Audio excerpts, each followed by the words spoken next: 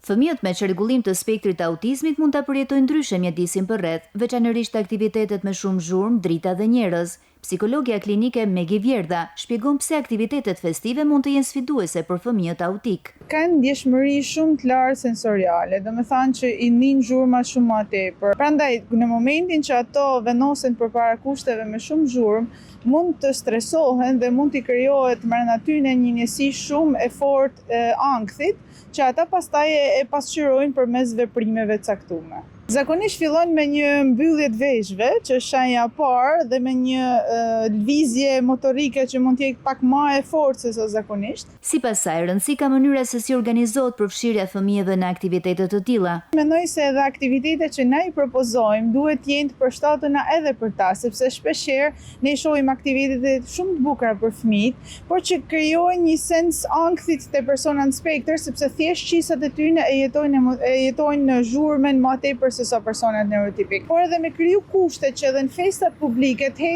ketë hapësina pak më të qeta, në mënyrë që ata të mund ta jetojnë eksperiencën e tyre pa kanë të mbi stimuluar prej zhurmave. Specialistët këshillojnë që aktivitetet të përshtaten me nevojat e çdo fëmie, duke krijuar një mjedis sa më të qetë, të sigurt dhe gjithëpërfshirës.